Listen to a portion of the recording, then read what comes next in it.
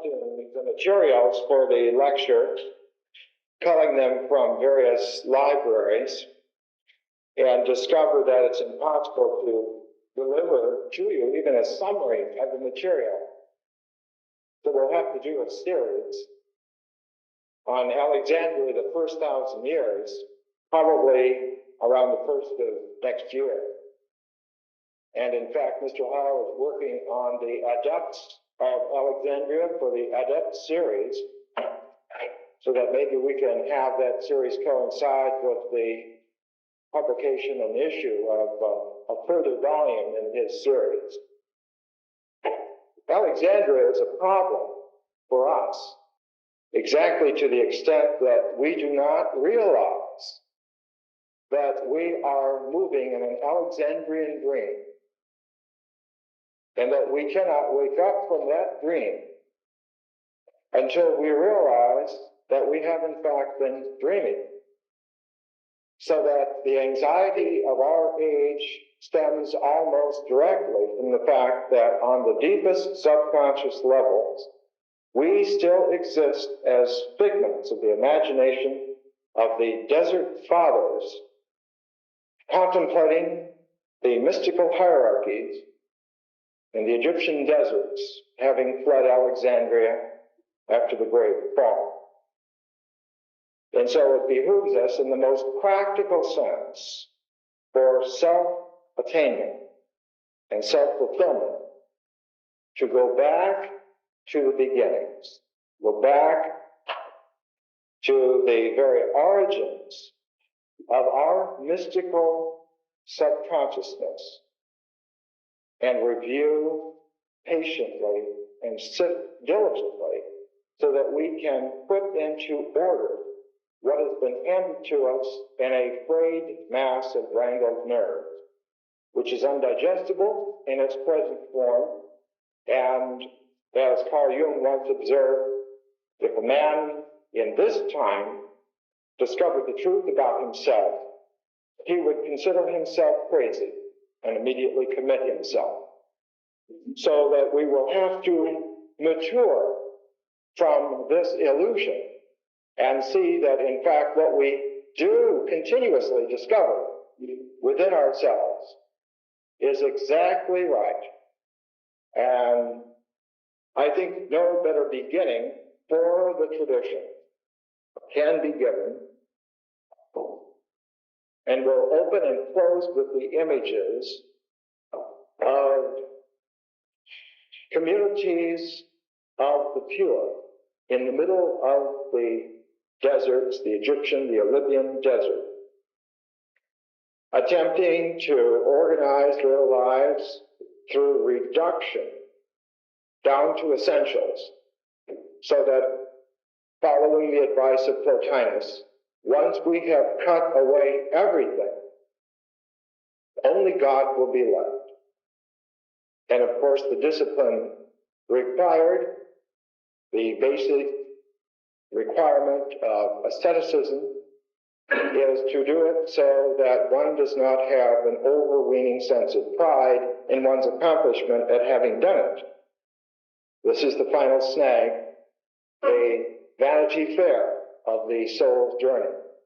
So that at the very beginning, there must be some sense of wisdom or gnosis about the journey of the soul, which includes for us the notion that it is not we who are performing this great task, but some aspect of ourselves which does not really belong here in the phenomenal realm of achievement, and therefore to think nothing of it, moving universes as we do, but to proceed with all humility towards it.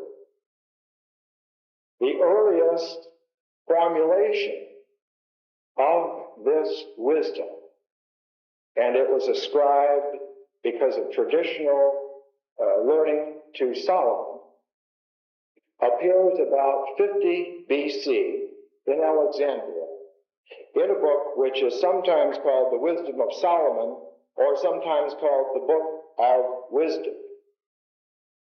This book, of course, is left out of our version version of the Old Testament. In fact, all of the books which pertain to the transition from the ancient Old Testament revelation to the New Testament covenant are cut out, snipped out by various councils, so that we have inherited not only a truncated version of our tradition, but the very heart and core of the basic transformation was left out. The wisdom of Solomon, coming about 50 BC in Alexandria, presents in the elegant, free-flowing, Jewish Alexandrian style of rhetoric, love righteousness, ye that be judges of the earth. Think of the Lord with a good heart, and in simplicity of heart, seek him. For he will be found of them that tempt him not, and showeth himself unto such as do not disturb him. For forward thoughts separate from God, that is to say, pride is that abyss that keeps us separate from God, forward thoughts. But love can bridge this, and therefore seek with an open heart. Wisdom is said here to be a shy feminine. The anima is a shy woman who will not abide with a malicious soul.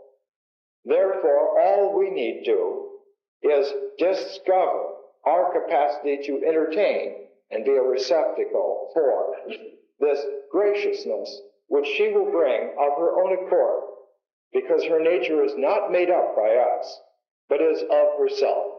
And so the sacred Sophia, having a character commensurate with her own eternity, will abide with us in a companionable way, in an easy, affable way, without stress, without tension or strain.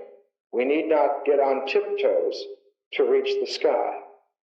The sky, in fact, flows freely to us, sitting, lying, walking in the daily life. So that the wisdom of Solomon, written about 50 BC, sets the stage for a tremendous development in Alexandria.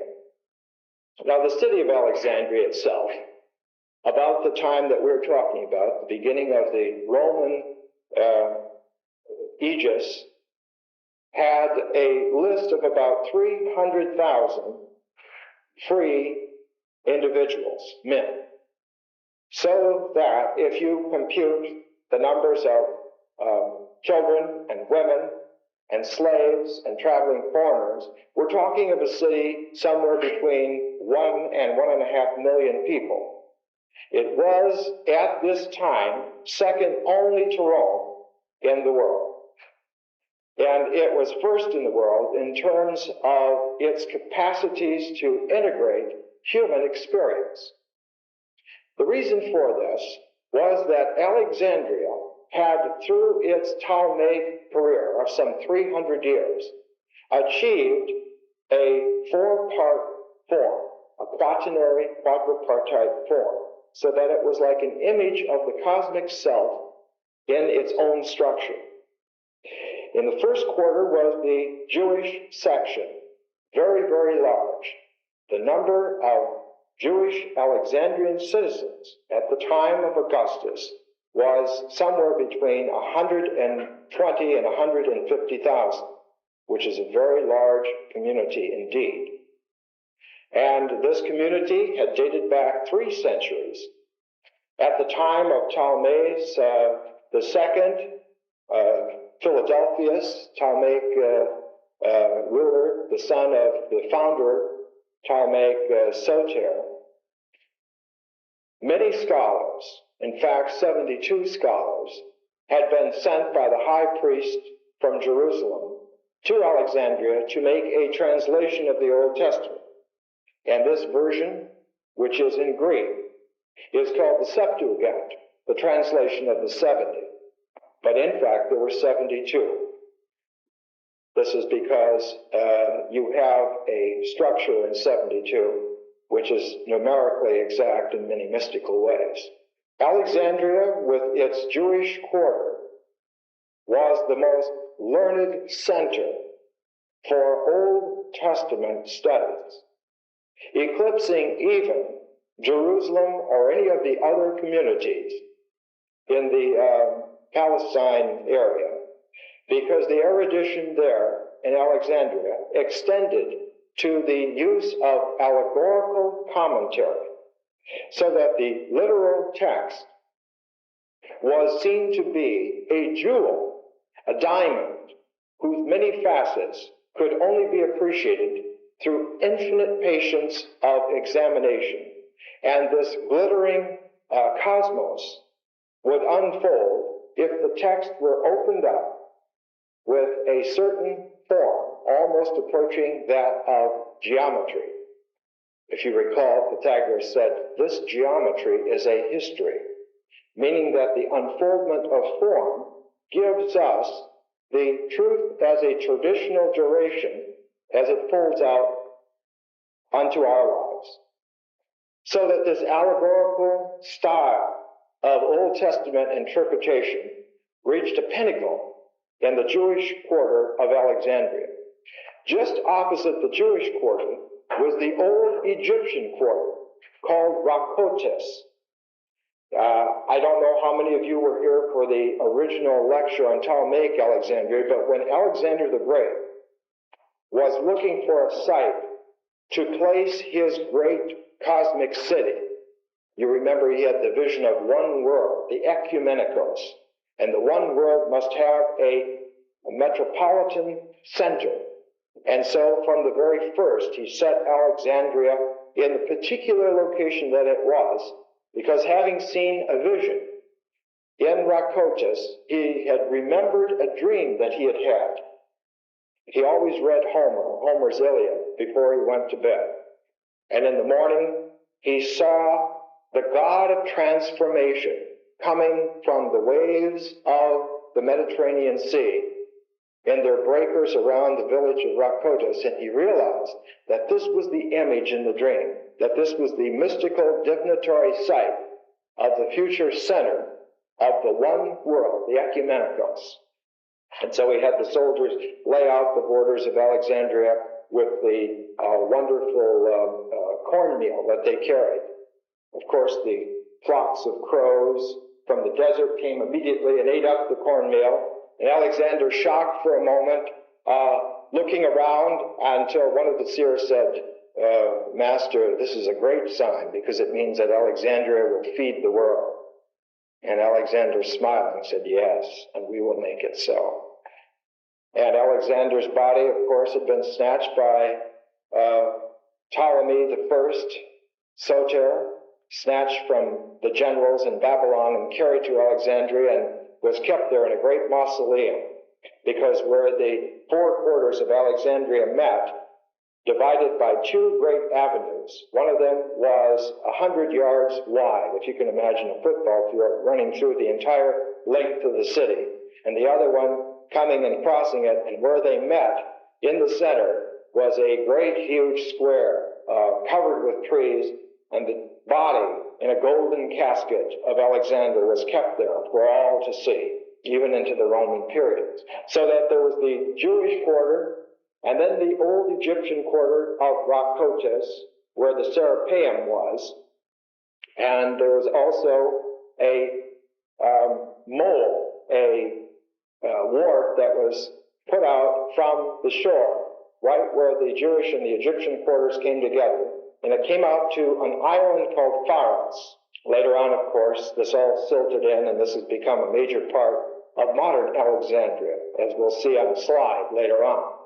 But these two quarters were separated by this wild canoptic boulevard that ran the entire length of the city.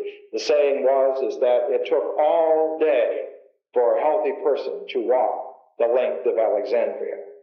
And on the far side were two more quarters, and in those quarters were the populations from the entirety of the world. Alexandria had been situated on a limestone spur. Most of the Deltic coast of Egypt is impossible for a harbor. It's swampy, it's filled with sandbars, but the one branch of the Nile, the Canoptic branch, which fed in by this limestone spur, made a natural lake, very large lake called Mareotis. And Alexandria was a limestone spur between the Mediterranean Sea and Lake Mareotis. And because the Canoptic branch of the Nile came into Mareotis, Alexandria had an inland port where they could send ships from the wharfs on Lake Mareotis up the Nile and all the way to the first cataract. And then across about a mile or two of land, they had a double harbor because of the mole out to Pharos, a great harbor on the east side, and on the west side a lesser harbor. And in this lesser harbor they had carved a small harbor called the Box, the Kitobos, the Box. So that Alexandria was poised on three harbors that serviced the entirety of the world. And through the Nile context, shipping could go down the Nile, and there were several points on the Nile where overland caravans from the Red Sea brought goods from India, the spices, the herbs, the Buddhists, the Brahmins, so that Alexandria became a focus of the entire world within years of its founding. So that when we talk about Roman Alexandria, we talk now about a city which had simmered for 300 years in this privileged position. And of course, as this wonderful destiny had unfolded itself in great grandeur and then had come back down to the days at the end of the Ptolemaic dynasties, the very last representative of the glory of that ecumenical vision, the ecumenicus, the one world, rested in the position of the most infamous woman of her time, Cleopatra. Cleopatra realized, finally, she tried twice to choose a world conqueror as her husband, to reinstate and revitalize this one world tradition with Alexandria at its head.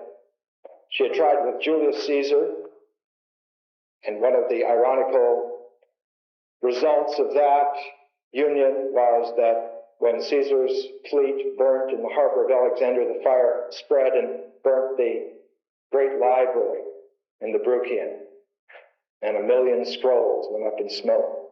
Her next choice was Mark Antony, and Mark Antony, trying very hard with his overweening masculine pride to be that world conqueror for her, gave her the library of Pergamum, some 200,000 scrolls to replace it. But the pressures of the relentless movements of Augustus, Octavian Caesar, who became Augustus, the nephew of Julius Caesar, finally, at the Battle of Actium, broke the power and the spirit of Mark Antony. And when he landed in Egypt, all of his troops went over to Augustus, and alone with just his guard, he entered into Alexandria, a broken man. And Cleopatra realized that their dreams were coming to an end.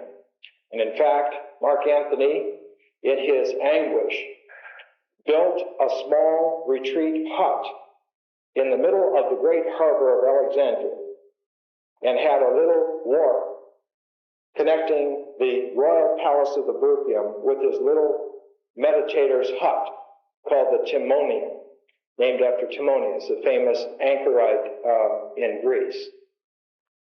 And what Mark Antony was doing was displaying for all the fact that he too had retired to the desert, but that he wanted the world to see what had happened to the expectations for a cosmic emperor, that he was in fact reduced to the hut in the middle of the great harbor of the world.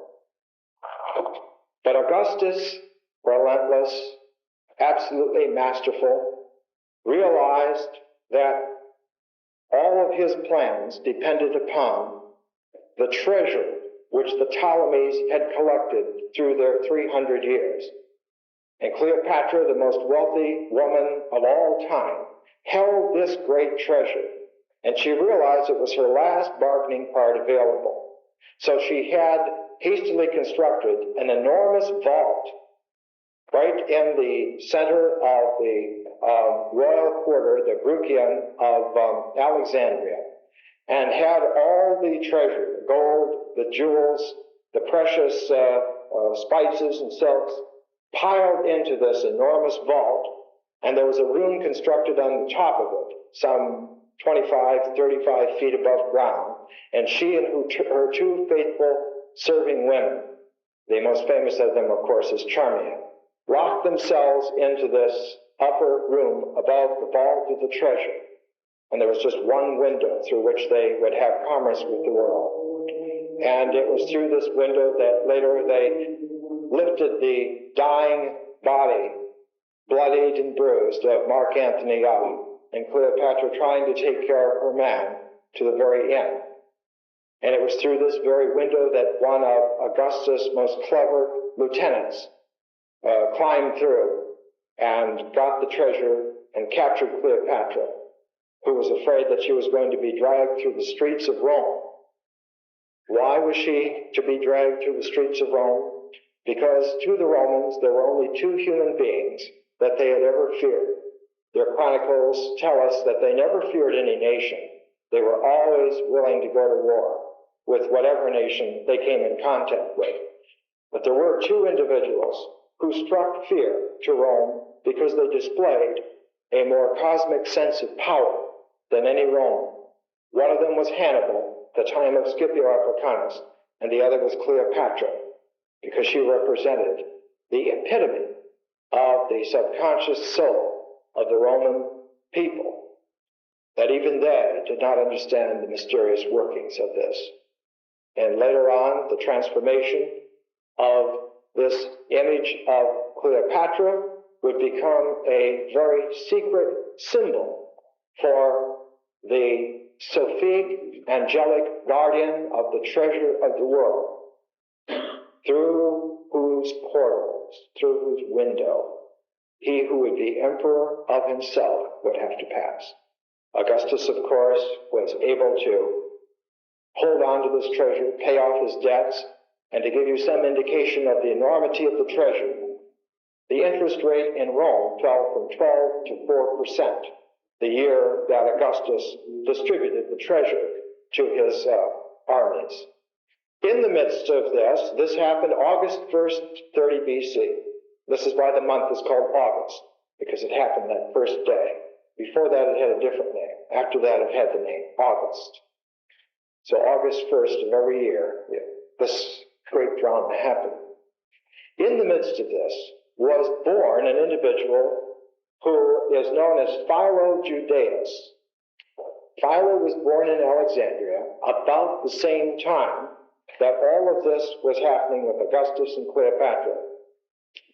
And Philo, whose works have come down to us, we have about 12 or 14 volumes of his work, are almost unread at this day. I went to universities for 9 years. I never once had one single assignment of reading a single page in Philo. And yet, the writings of Philo are for us a paradigm of that transformational generation, because he was born in 30 BC and he died in 45 BC.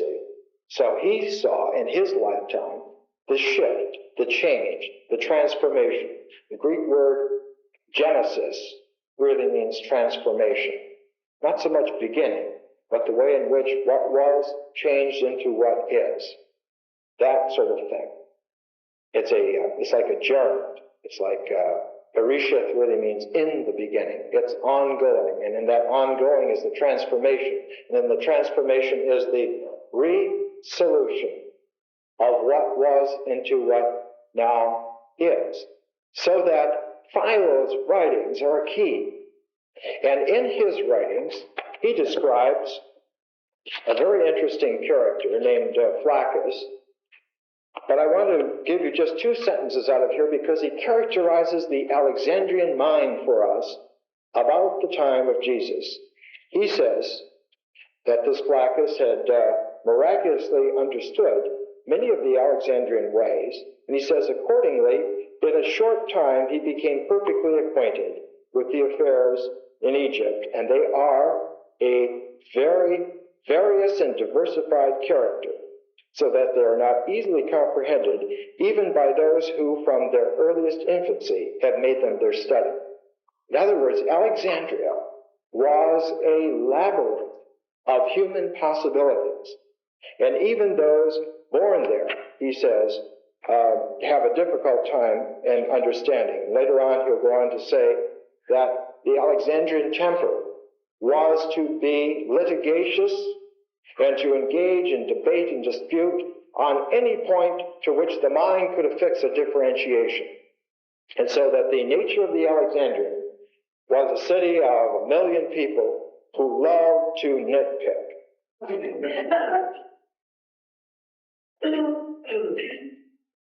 Did we say that Los Angeles is the new Alexandria? It's interesting.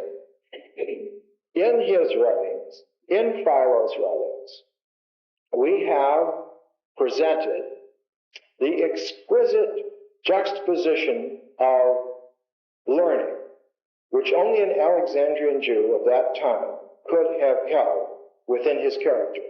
And the emphasis at all times is on this sort of line. This is from Philo's on the incorruptibility of the world. And he tells us in here that there are wonderful ways to describe the world. And that we know for a fact when we read Plato's Timaeus, for instance, that there is a structure which can be learned and differentiated and so forth. And then he goes on to say that, of course, it seems to him that Plato had models, and that one of his models was from the Theogony of Hesiod. And he goes into Hesiod, and he talks about how the structure of cosmic history is related in Hesiod. But then he says, all of this we see was done 600, 700 BC at the most, but we know for a fact that the giver of all these traditions, Moses, lived some 14 or 1500 BC, so that we find in Philo the juxtaposition of the idea that all of the great Greek learning was really a crib on the esoteric tradition of the ancient Hebrews, and that for true learning, we must go back to Moses. Not Moses in the literal sense, but Moses in the Pythagorean sense.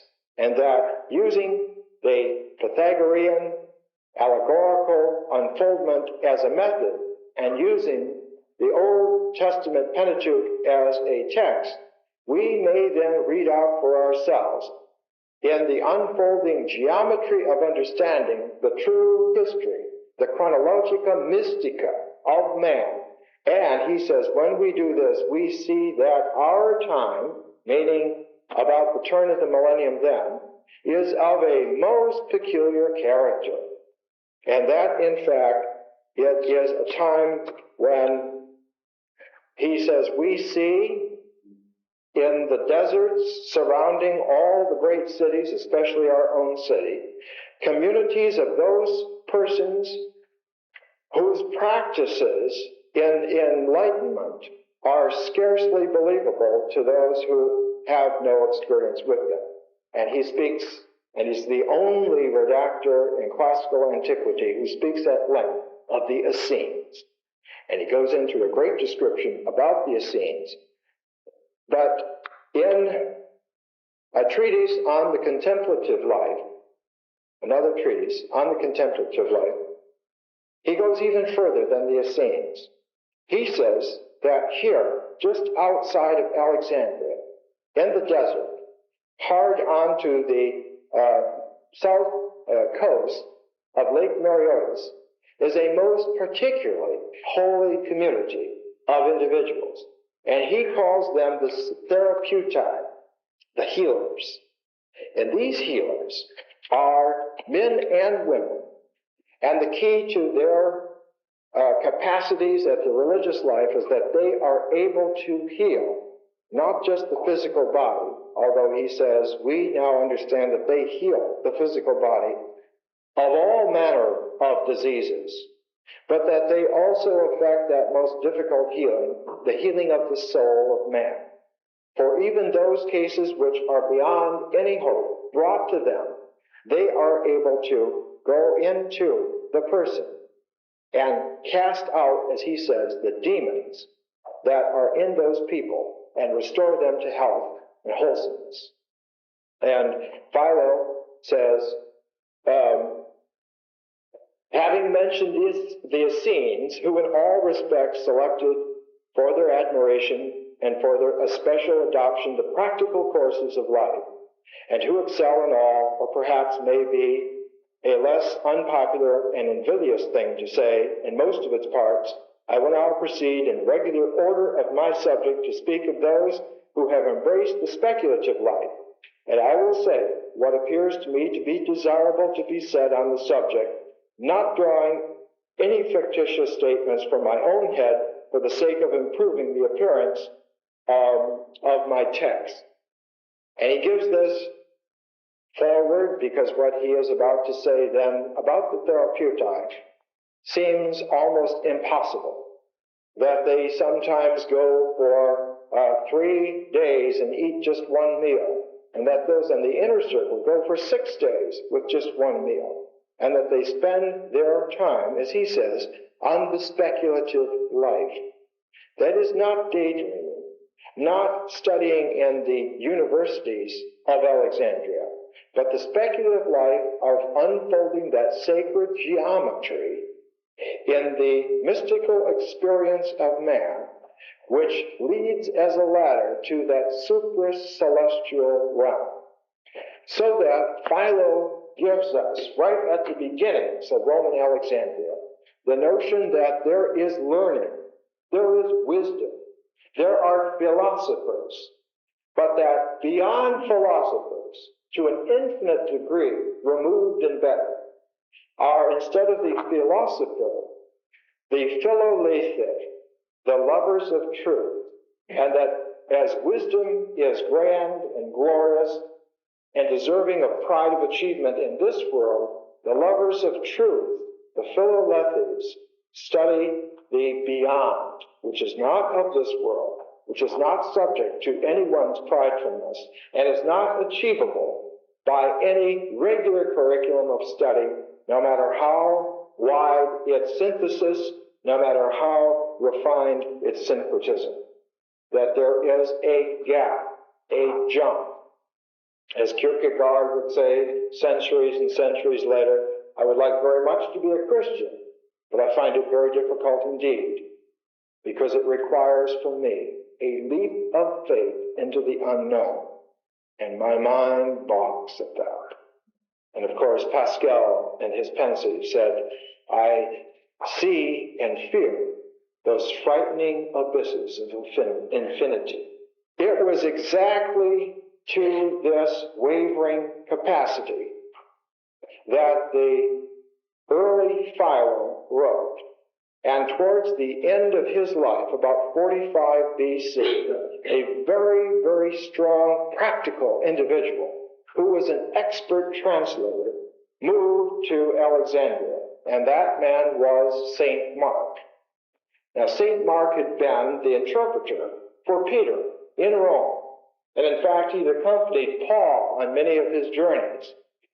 But Mark, who was called in Greek curt-fingered, not so that his fingers are short, but that his style of exposition and living was sort of a telescoped geometrical history, so that each thing in Mark's way of living and expression was enwrapped by another.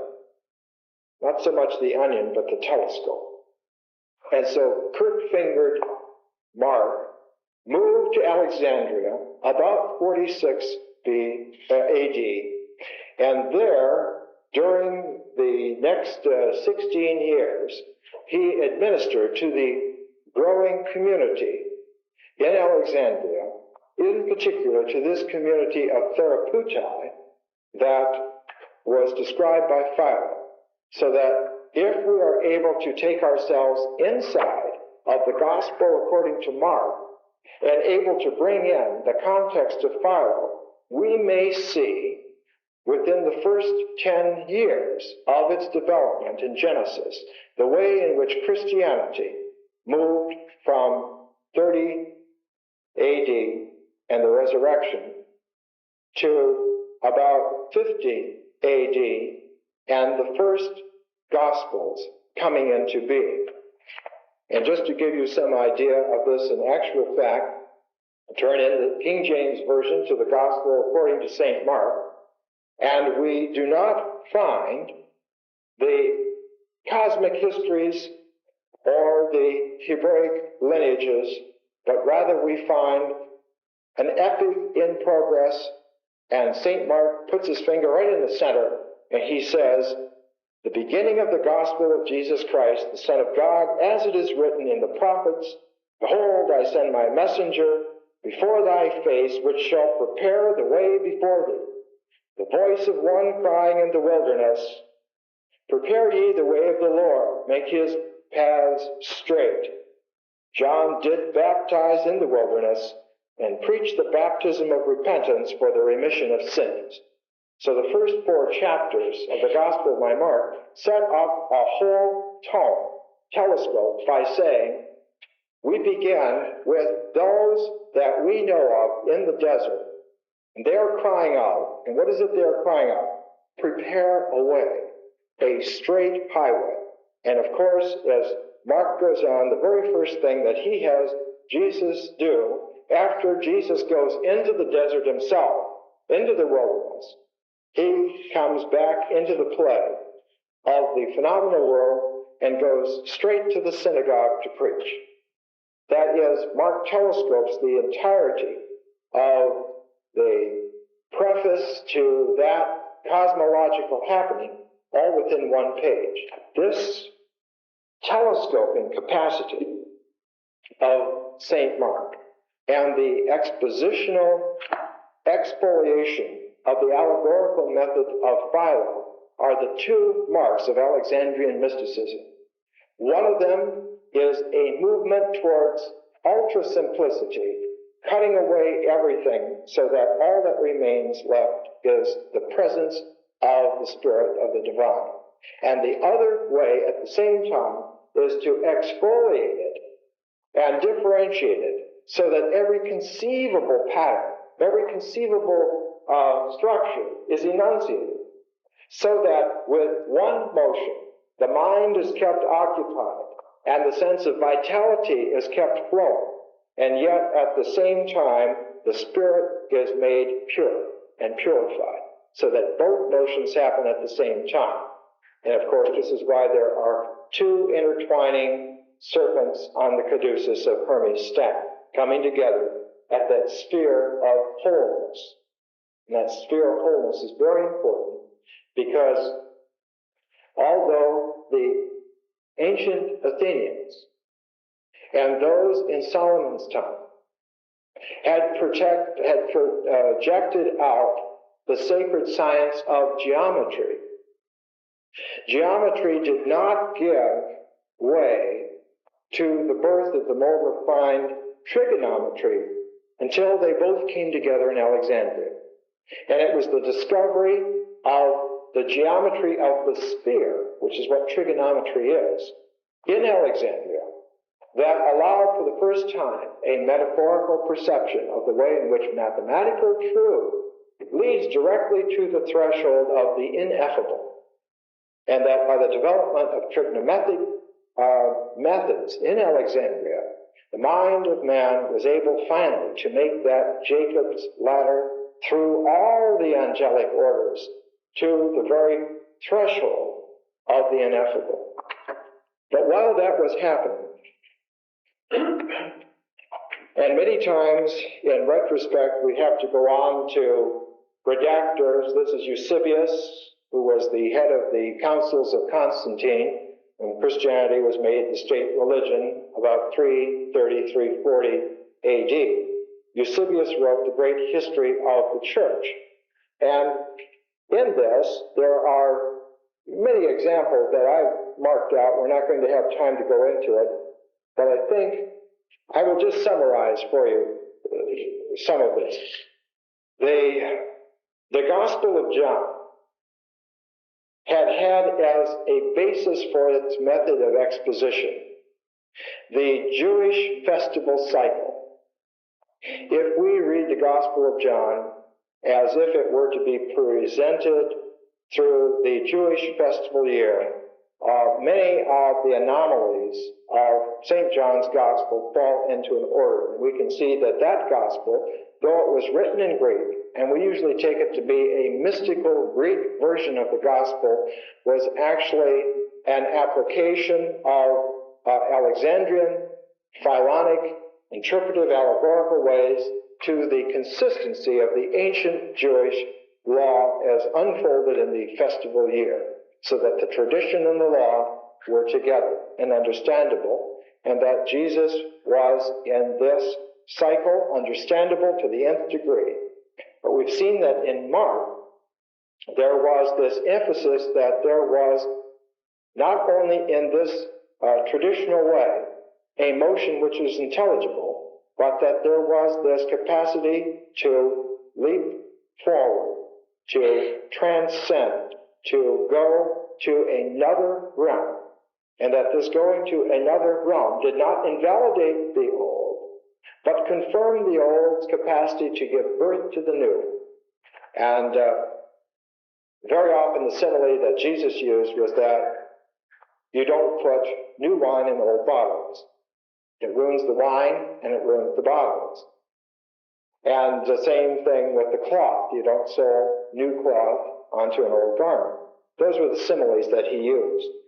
But in developing this, in Alexandria, the effect was such that the Romans who came in contact, and of course most of the important Romans of the time, who came in contact with Alexandria, were mesmerized by this incredible mystical and religious and philosophic activity, so that when there began to be enormous rumblings and earthquakes in Roman civilization, there were all kinds of portents.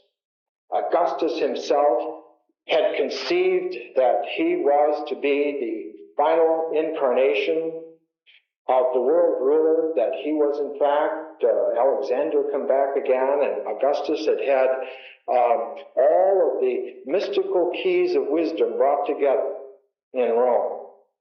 And he had built, for instance, a great mystical temple of integration called the Hypatia Augusta, which is still there in Rome underneath one of these palazios.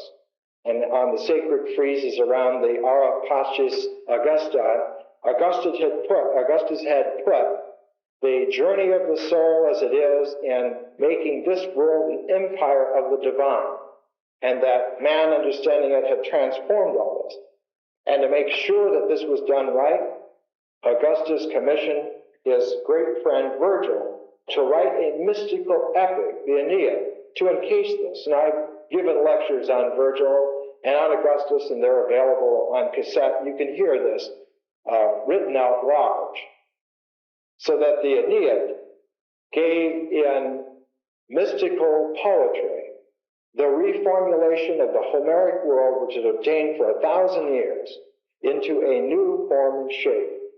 And not only that, but Augustus had collected all of the Sibylline prophecies, the scrolls and the fragments of prophetic utterances of all the Sibyls of the ancient world, especially that Sibyl at Cuma, down on the Bay of Naples, and had made it a state law forbidding anyone or any temple or any oracular site in the world to keep for themselves any pages or fragments thereof of oracular statements. so that the oracles of the world were collected together in Rome under Augustus and put together mystically by Virgil in the Aeneid and architecturally expressed by the great dome of comprehension of the Ara Pacis Augusta. And having done those great titanic cosmic tasks, Augustus, for the first time in several hundred years, had the doors of the Temple of Janus closed, which meant that the entire world was at peace, and the Pax Romana then prevailed. But of course, this had been an ineffective gathering of lightning, because some of the most potent spiritual forces in the world were still at motion and at play. And not only that, the way in which this gathering had been done had left scars and wounds. What was the old saying? Violent deaths leave ghosts. And there were metaphysical ghosts of great powers loose in the world. And increasingly, after the death of Augustus, the world began to show a wobbly, topsy-turvy tendency in the Roman psyche, not just in the rulers, but in the populace itself, so that we notice in the Roman world almost like the emergence of a mass psychosis coming upon the populations. And of course, the great image of this are the royal state debacles under Nero, which the great image is the burning of Rome for the sake of some, that sort of thing. But a more clear focus of all this is upon a Roman general whose name in history is Vespasian, who had been one of the highest commanders under Nero. When he went to Alexandria with his armies, and he was there about 65, 66 AD, shortly after St. Mark had died, right in the midst of all of this mystical speculative controversy, Vespasian was taken into some secret initiations in Alexandria, and he was told that the astrologers, the hermeticists, the Therapeutae communities had signaled that Vespasian was a particularly singled out individual, and that it was he who would restore the world to wholeness. And within 4 years of that revelation to him, Vespasian had become the emperor of the Roman Empire. And his two sons, Titus and Domitian, were also to be emperors. And the whole Flavian dynasty came out. And this was the first motion of Alexandrian mysticism affecting the entire Roman world. And the same thing would happen again later on with Constantine, when the Alexandrian mysticism would have condensed and become early Christianity before the councils diced it up and made of it simply a political doctrine.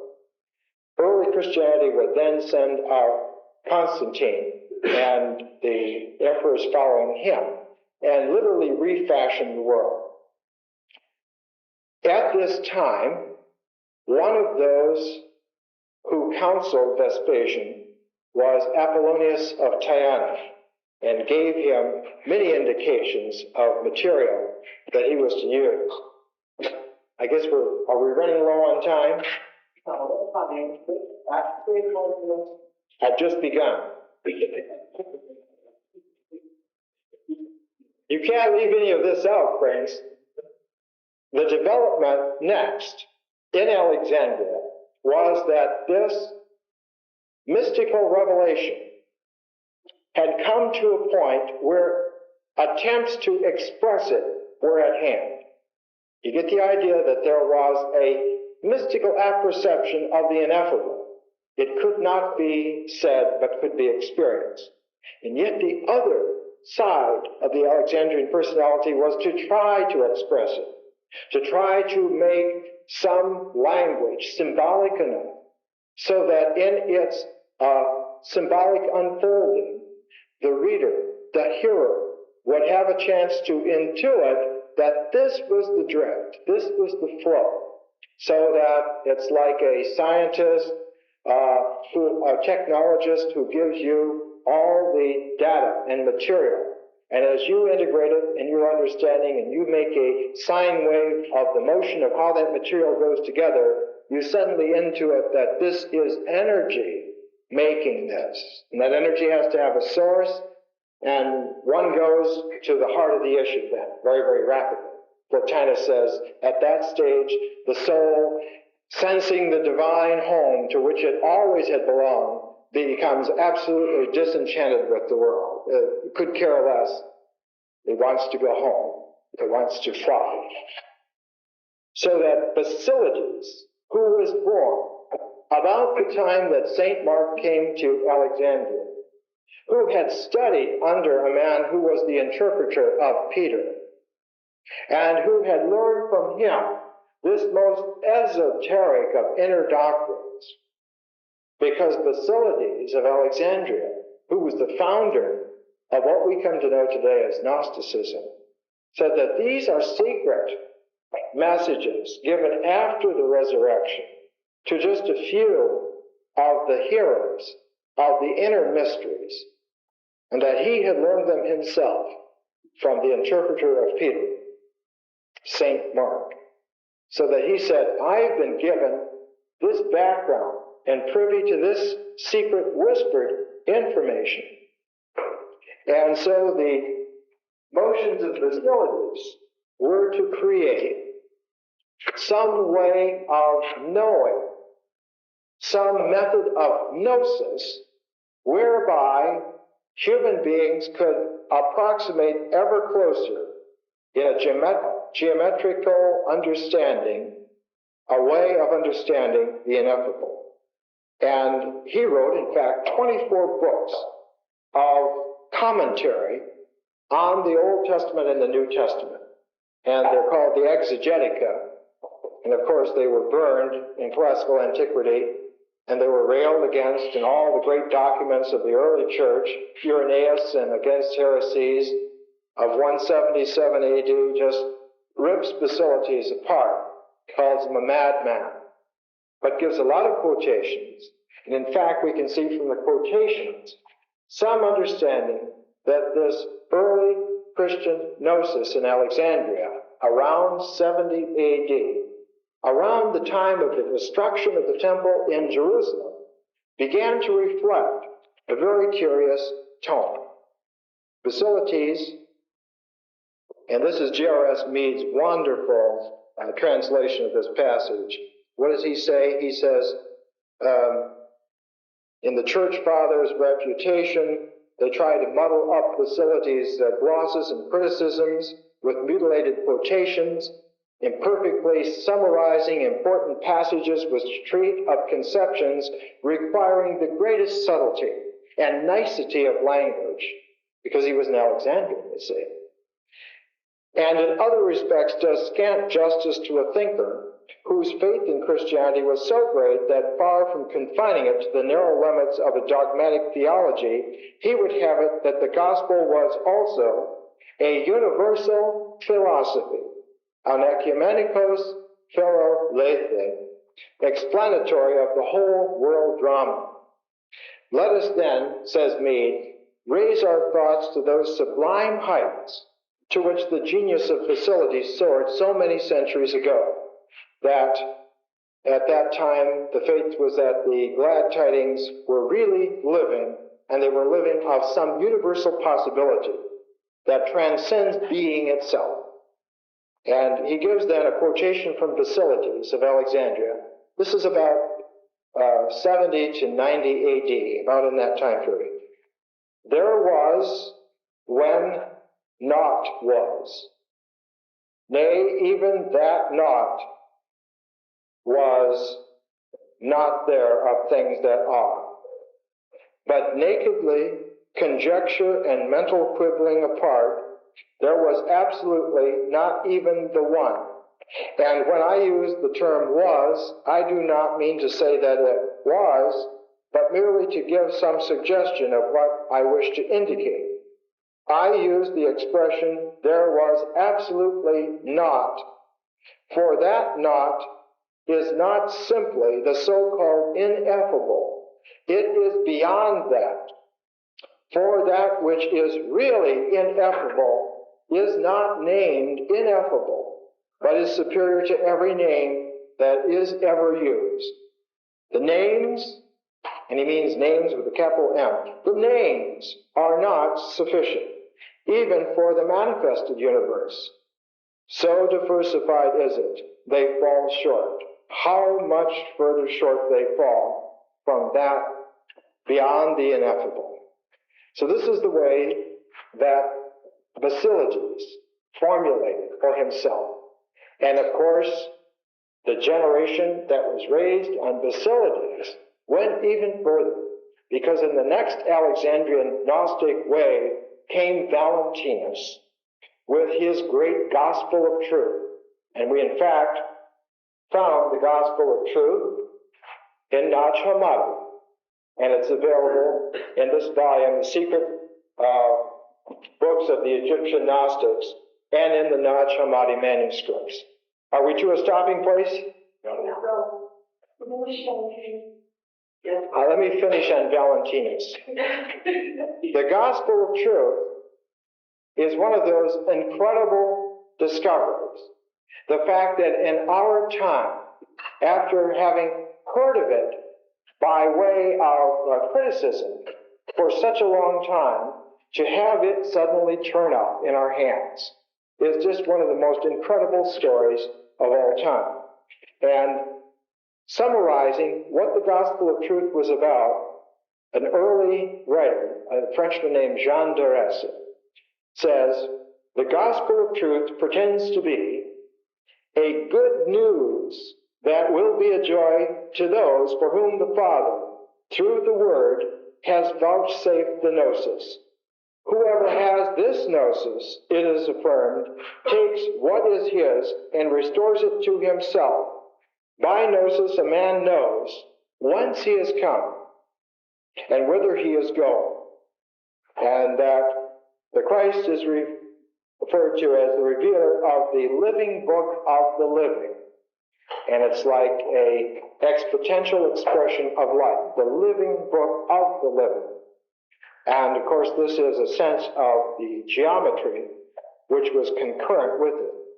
At the same time that Valentinus was delivering the gospel of truth, Ptolemy Claudius was writing the great Syntactis and the Tetrabiblios, giving a structure to the astrological and astronomical understanding of how this sacred geometry actually does unfold in the universe. So that when you put Ptolemy, Claudius together with Valentinus, you get some enormous idea of the energy pulsating from Alexandria. And in the center of that double motion of Ptolemaic exposition and Valentinian involution comes that generation which produced Clement of Alexandria. And in the writings of Clement of Alexandria, he no longer even gives names to his essays. He no longer takes the idea of a treatise on this or that as a credible possibility. He simply calls his book miscellaneous. Let's stop there. Saturday is, of course, the Sabbath, the seventh day. And we need to remind ourselves that the early Christians were Jews. They had the earliest formulation of Christian mysticism, and the idea of the Christian history was all ecumenical Judaism. And it wasn't until the late 2nd century that there was any notion that there were Christians as opposed to Jews. And further, that if we take a look at the earliest Christian material as continuing and developing the Jewish tradition.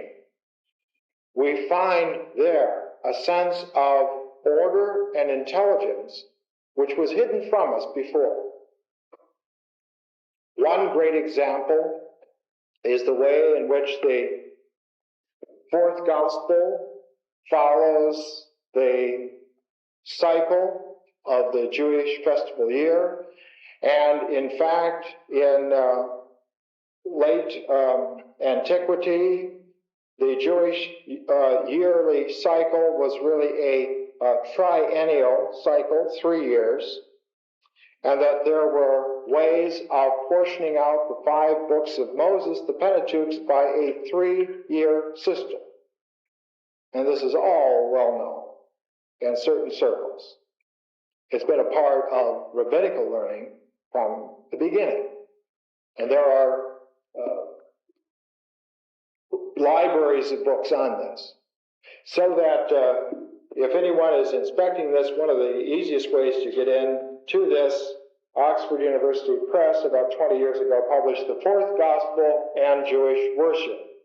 And as usual, it's a woman who's gotten fed up with all the men philosophers speaking out of turn, and has come in to clear up the situation. Thank God for that. So that we have a motion of eminence, of making eminent in the world the order of God's intelligibility. And at the same time, we have a motion of transcendence, of taking us spiral-like through the whirlwind of this phenomenal existence and returning us home. And that the same process which allows for the movement emanating down to man allows for man to aspire up. So that Jacob's ladder is a 2-way double helix. The very structure of DNA itself. What better model could we have than the actuality of the way in which the phenomenal realm is arranged? The truth is, as the mystics say, everywhere, and there was never a time when it was not. So that, along with the method of showing us the transcendence, we must have a wisdom tradition which shows us the way in which it is also eminent and intelligible and understandable. So that in Claudius Ptolemy's Tetrabiblios, at the beginning of the 4th book, tetra means 4 books, the 4 books on the world order, in which astrology and astronomy express the intelligibility of the divine order. In the Chrome of Book the 4th, Ptolemy Claudius says, all those circumstances have now been set forth which occur previously to the birth, as well as at the actual birth and after it, and which it seemed necessary to mention as conducing to a knowledge of the general quality of the contemperament produced, and of the other points now remaining by which extrinsic events are contemplated, those regarding the several fortunes of wealth and of rank claimed to be taken first into consideration. Each of these fortunes has a distinct relationship. For instance, that of wealth relates to the body, and that of rank to the mind.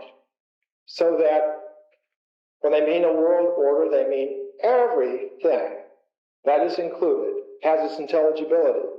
So that the esotericism of Ptolemy being an eminence, showing how it infuses this realm, carries on even to the most practical of daily events, money and position. So when we said before that we're talking about practical things, we are indeed. There are no things more practical than that which we are now discussing. And further, because there are fictions made up by what we would call now the ego, or by what the ancient Alexandrians would have called demons. And by demons they meant mindless elementals who arrange delusory patterns that net us and have us.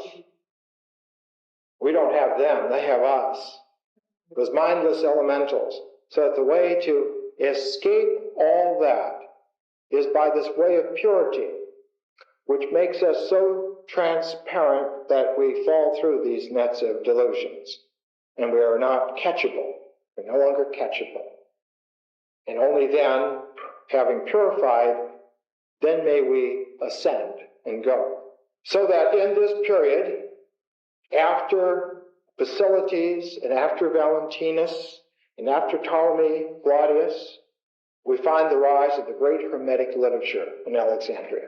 And the Corpus Hermeticum, of course, the great repository of the way in which this learning was, in fact, the tradition of the then ancient past, what we would call now the archaic past, that it had existed thousands upon thousands of years before Roman Alexandria. And, of course, tracing it back so that we have the ancient Egyptian thought.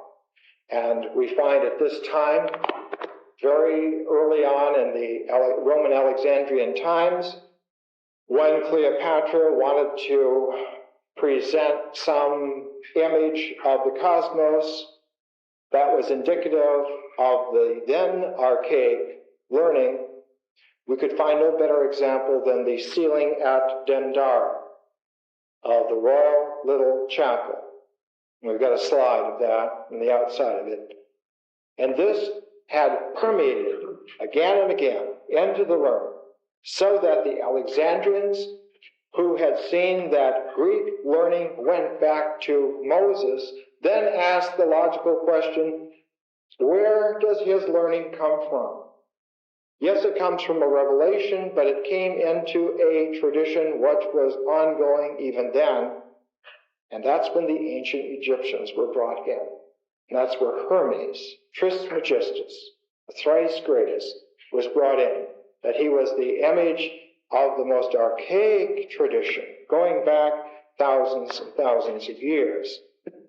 And in the Corpus Hermeticum, it's an enormous thing. It runs into 4 volumes like this in translation.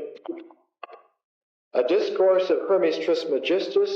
Hermes is speaking, and he says, we have now to speak, my son, of soul and body.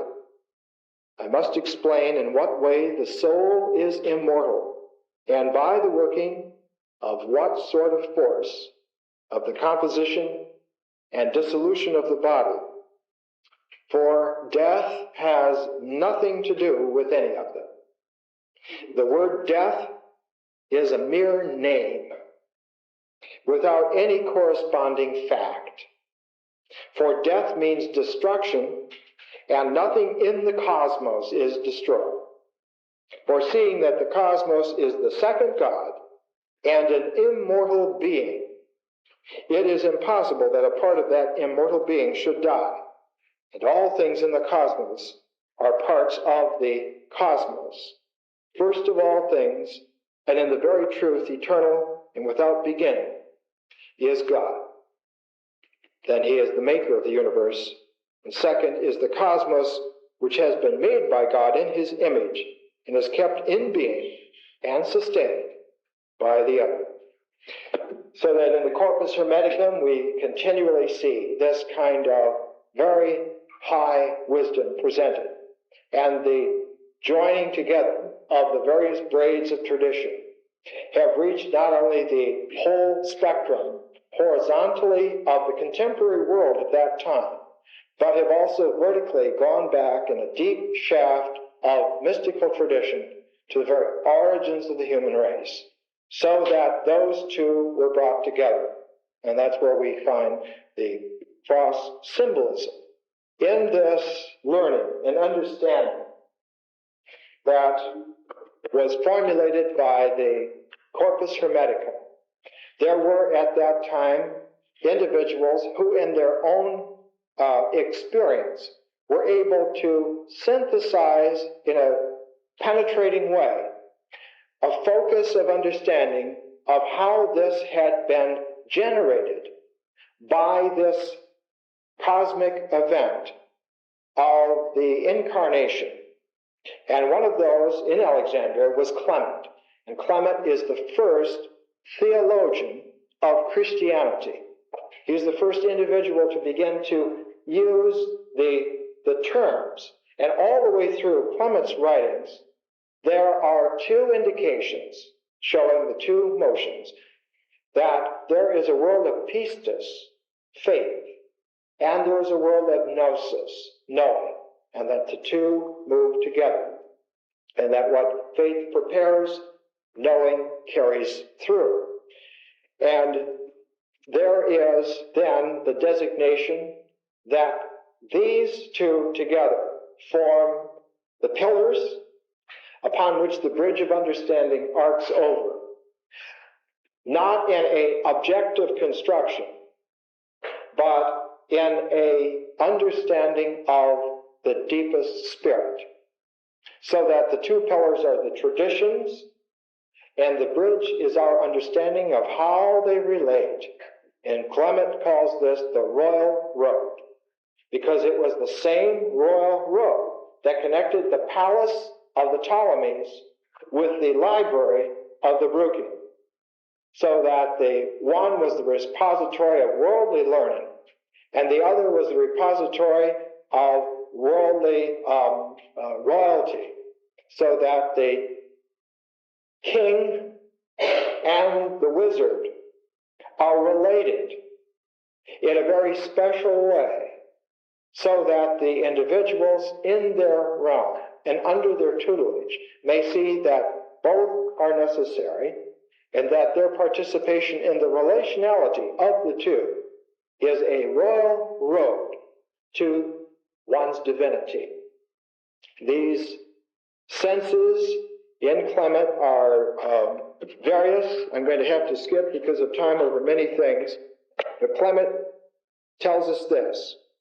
He says, in Clement's conception of gnosis, it is possible to distinguish two different stages. Gnosis can already be attained by man to some extent during his stay on earth. While we're here, we can to some extent achieve a gnosis. But Clement, being a very refined Alexandrian, goes further. He says there is another kind. And this other kind reaches the climax after the death of the body, when the soul of the Gnostikos is allowed to fly back to its original place, where after becoming a god, it can enjoy in a complete and perpetual rest the contemplation of the highest divinity face to face together with the other theo. And by this time the therapeutes have become the theo. And we see here that the preparation in the phenomenal realm is for that leap of faith, which is also at the moment of death a leap of knowing. So that the message that was given by Clement became extraordinarily scintillating. That's the only word I can use. It began to appeal so much to the unconscious, subconscious spirit of the time that there very, very quickly, within about 10 to 15 years of Clement's books coming out, there was a joining together, in a sense, in Alexandria, that there was such a thing as a community of believers who were preparing a receptacle for the future community of knowers. And this ecumenical, eschatological tandem was reflected most highly in the apocalypse attributed to John. But as Eusebius writes in his church history, he says, if you can't take the ascription of the apocalypse to John, who wrote the Gospels, then it must be the other John, who is buried next to him in Ephesus. Because he says, this is in 3:20 AD. We know there were two Johns and that the Apocalypse belongs to one or the other. And if you look at modern translations, like the Anchor Bible translation of the Apocalypse made just 15 years ago, you can see that the character of the language is millennial Judaism rather than Christian, and that the Apocalypse of John is a way of expressing in Alexandrian refinement the parallel message given in the old prophecies of Ezekiel. Because in the Old Testament, sandwiching in David the king and Solomon the wise were two prophets that made the receptacle possible so that this transmission could be given to humankind. The first prophet was the teacher of David the king, who was Samuel. And the second prophet was the one who took the wisdom of Solomon and exfoliated into a cosmic vision of the heavenly Jerusalem, and that was Ezekiel. And the two cities, that of Ezekiel's vision and that of the Apocalypse of John, are the two parallel poles by which visionary millennialism have always had their dynamic from the beginning. All of this, of course, was being put together in Alexandria, and in fact, Clement, who was a very energetic individual, set up the first catechetical school in Alexandria, ostensibly to teach children. But very, very quickly, what happened was that the school became the first real Christian university. And the next director after Clement was the great Origen. And Origen, spelled O-R-I-G-E-N, Origen, very, very famous for the fact that in his lifetime he wrote many, many works. He was the first great architect of the Christian church. He's the one who made, by his arguments, the basic outlines of the doctrines which came down to us today as Christianity. Many of the councils later on in Byzantine times hushed Origen and put him aside, again doing the disservice of burying the transition points so that then centuries later people who were not given these connections would have thought that all this came in one fell swoop and was indeed so miraculous and complicated that it must have been divine. Well, it was divine, but it was not divine in the sense of just instantly appearing. It was divine in the sense that the Alexandrians patiently, through centuries of genius, put together the ways in which this eminence and transcendence actually created dynamic of reality. The great doctrine, incidentally, against Celsus, called contra Celsus, was the origin of Paracelsus' name, the higher Celsus, the Paracelsus. I don't have time to go into it. I just alert you that these conditions obtained. These individuals exist, and in terms of Origen, he not only carried on Clement of Alexandria, his tradition, and became a bishop of Alexandria, but that his mystical teacher was Ammonius Saccas, one of the greatest figures in the history of human thought. And Ammonius the sack-bearer did not teach in any of the schools of Alexandria, but was around the wharfs and docks. He was one of those gadflies of the soul, like Socrates, who worked a daily job in a very mundane way because he was grounding one of the most cosmic visionary minds of all time, very much like Jacob Boehme being a shoemaker in Gurgles. You need sometimes to have the opposite. This is why in very, very sophisticated meditational techniques, the monks hold the ground in the field. There are times when you're really glad to just spread clay and just sit there. Very glad to do that. So Ammonius Saccas was the teacher of Origen, and in the same class was Plotinus. And by class, we don't mean people that signed up on a registry. and paid money to people making money out of this, they went to hear him.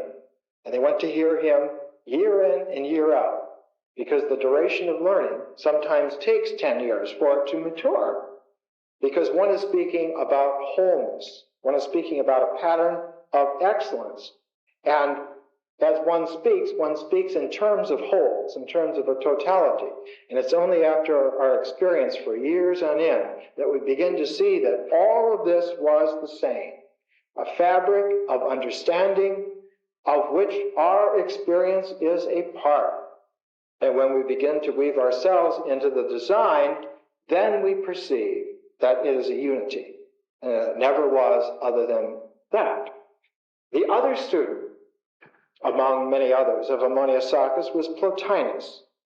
And Plotinus, constantly in the Aeneids, stretches our very capacity at transcendent description. The Aeneids are the classic sacred mountain of philosophy. Let him who can climb. 2 sentences from Plotinus's third Aeneid on time and eternity. This is an Alexandrian, born 204. This was written about 260 AD. Now comes the question whether in all this discussion we are not merely helping to make out a case for some other order of beings and talking of matters alien to ourselves. But how could that be? What understanding can there be failing some point of contact? And what contact could there be with the utterly alien? We must then have ourselves some part or share in eternity. Still, how is this possible to us who exist in time? The whole question turns on the distinction between being in time and being in eternity. And this will best be realized by probing to the nature of time. We must therefore descend from eternity to the investigation of time, to the realm of time. Till now we have been taking the upward way. We must now take the downward, not to the lowest levels, but within the degree in which time itself is a descendant from eternity.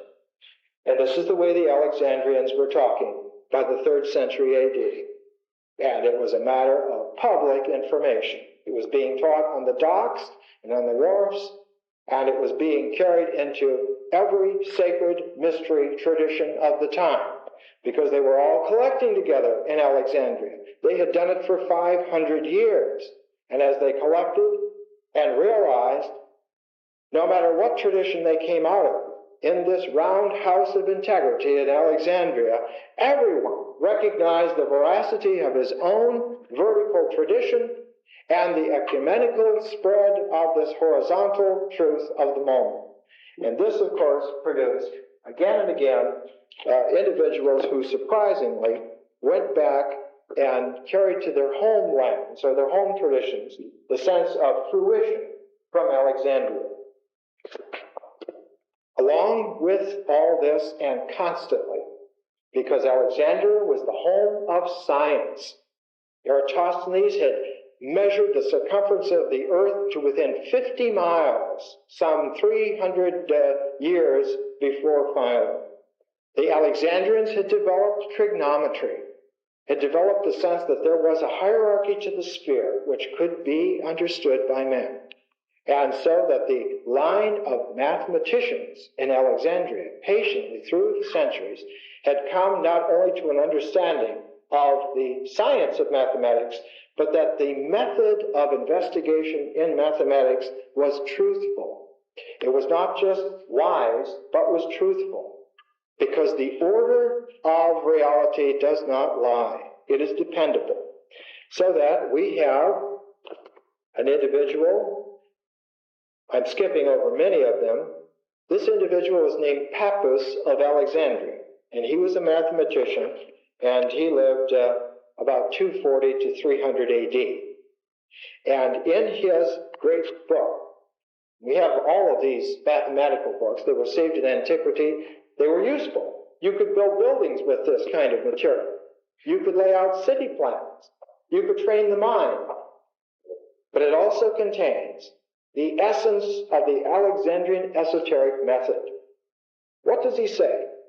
Under this mathematical school textbook, Problems and Theorems, he says, those who favor a more exact terminology in the subject studied in geometry, most excellent Pendrosian, use the term problem to mean an inquiry in which it is proposed to do or to construct something, and the term theorem, an inquiry in which the consequences and necessary implications of certain hypotheses are investigated.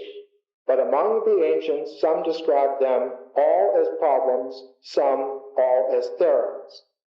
Therefore, he who propounds a theorem, no matter how he has become aware of it, must set for investigation the conclusion inherent in the premises, and in no other way would he correctly propound the theorem. But he who propounds a problem, even though he may require us to construct something which is in some way impossible, is free from blame and criticism.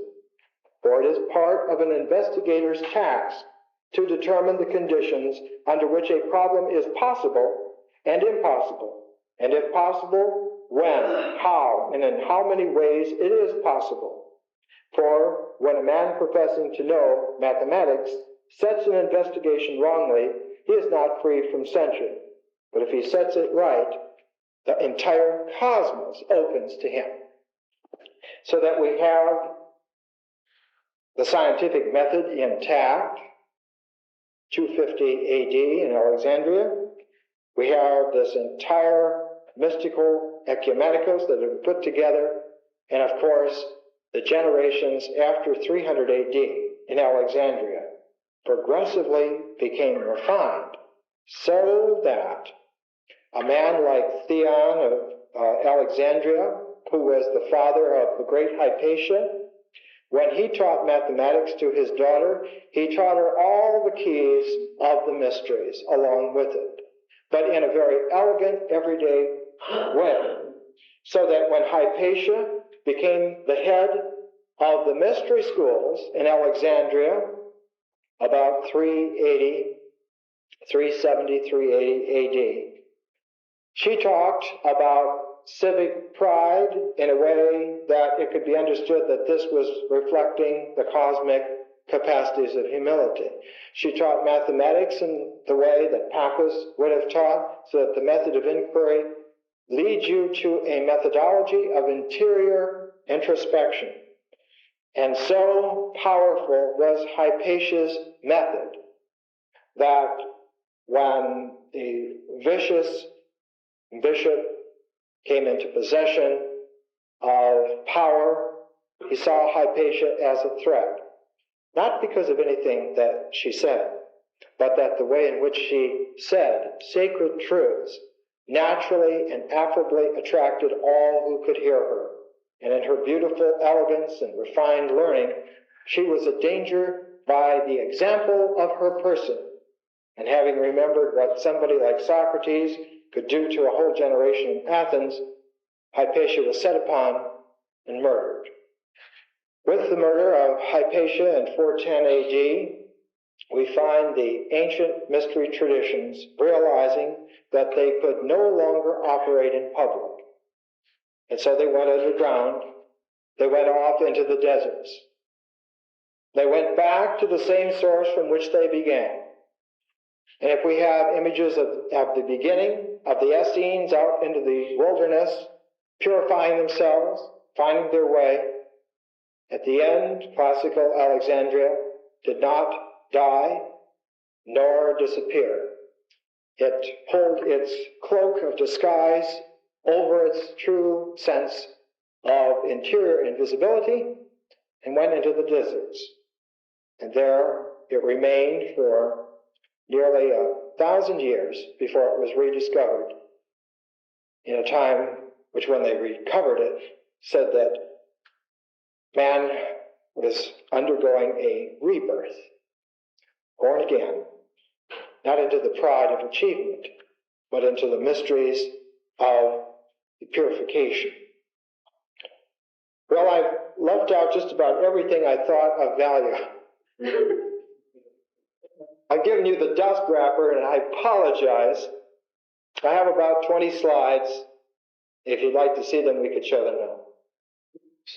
I think it's not on this map. Just below Cairo is the port where they came from the Red Sea overland. Then they shipped up the Canopic mouth of the Nile to Alexandria. It's now silted in so that one really cannot get through this way. Here's Lake Areotis.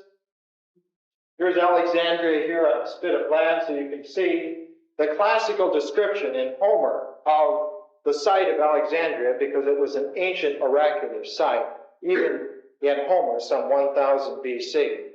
He described the site as being close by Egypt. Not really in Egypt, but close by Egypt.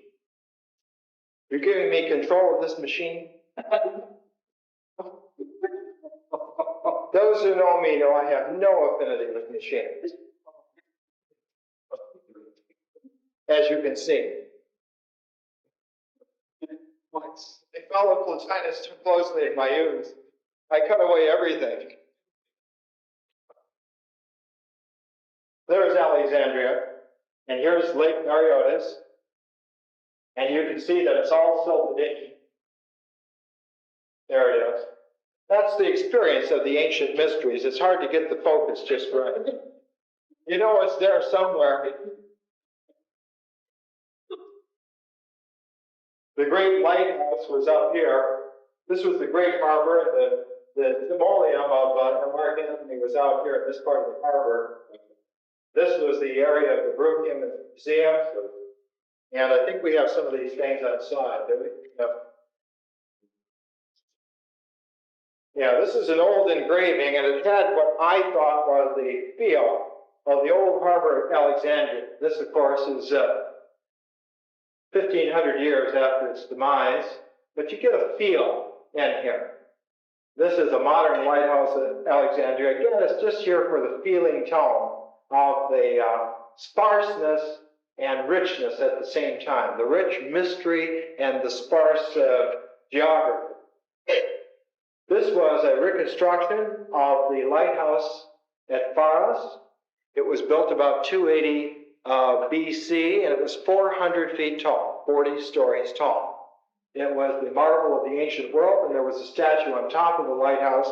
It was said that you could see the lighthouse some 35 to 40 miles out to sea, and was one of the wonders of the ancient world. In this section of Alexandria, right by the harbor, was a great temple, and there were two obelisks. One of them is now in London, and one of them is in New York City in Central Park. The one in New York City is called Cleopatra's Needle. This is a sketch of it before it was moved, and this is how it looks in New York City. This is a romantic view of Cleopatra's death. She died by the bite of a snake. This is a totally inaccurate portrait of Cleopatra. This is a fantasy. And this is the way most people see her. She actually was one of the most learned women of all time. As you know, one of the charming aspects of Cleopatra was that she could speak all the languages of the world. She could speak to any man in his native tongue, regardless of where he came from. Just an index to the tremendous learning that the Ptolemaic Alexandrians had. Ancient Alexandria looks somewhat like this sketch. Of course, it was teeming. You have to add on to this German sketch the Egyptian confusion, and then you get a sense of what could have been. This is Pompey's pillar, red sort of a stone, invisible from most parts of even modern Alexandria. This column was one of 400 columns like this that made up the Serapeum. So you can imagine how big the Serapeum is. And sometimes it's called Serapeum. The Serapeum had an enormous library, and it had also inside of it an enormous statue of the god Serapis. And Serapis was the Alexandrian god. In one of Tacitus's histories, he recounts the moving of the statue of Serapis, who was originally the god Pluto, who came to a dream of one of the early First Ptolemy seers. And in this dream, he saw a statue, and he described it to a whole circle of sages and wizards and holy men that were around Ptolemy. And he just brought the body of Alexander back, so he was very up on this sort of metaphysical adventuring. And some sailor said, I have seen this statue, but it's on the Black Sea in the community of Sinope. And so Ptolemy Soter sent a whole bunch of individuals there to go and get this statue. And of course, the king of Sinope would not sell it. Why would they sell their god? So the Greeks, of course, made a wonderful little adventure out of it. They, in the dead of night, heisted the statue and put big footprints from the temple down to and they left a message saying that the god had gotten tired of these bores and was going. The Alexandrians are like San Franciscans. From the very beginning, they were gambling. Ptolemy's pillar, and you can imagine the size of the Serapeum, the large, huge statue of Serapis that was made later on in Roman Alexandria was made of an alloy of metals alchemically bonded together. It was one of the hardest alloys probably ever made in antiquity. And its coating was jewels that were ground up into dust and then put together with various kinds of sacred glues and painted on, so that when Theodosius sent his soldiers in to use their swords to smash the idol of the pagans, their swords broke and smashed. And it was several weeks before they could get them back in. And incidentally, when they finally did topple over the great statue of Serapis, they found graved and encarved in the stone making the base a St. Andrew's cross. It shocked Theodosius. Many of the people at that time considered the fact that they had desecrated an indeed sacred mystery. This is an interior of a Coptic church. The Serapeum was something like this. You can see how Ptolemy's column would have gone into the architecture. And of course, this Coptic Christian architecture was taken over from the old Alexandrian mystery tradition. This is the outside of the Dendera temple, and inside, on the very top, this was the design. I think this exists in PRS library. It was black and white. It was never in color. It was embossed on sandstone. So all of the astrological cosmos is presented in the top. And of course, it is held up here by the ancient gods. Alexandria was honeycombed with catacombs, even more so than Rome. And you get an idea here.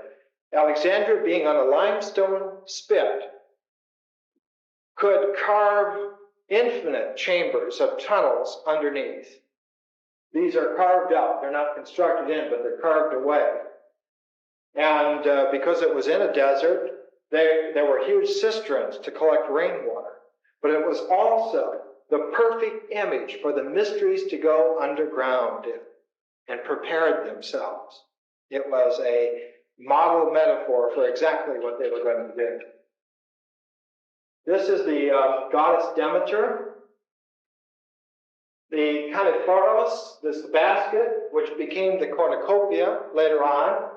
And you can see that Demeter is the goddess of the earth. She is fruitful. She is able to give us all in the phenomenal realm.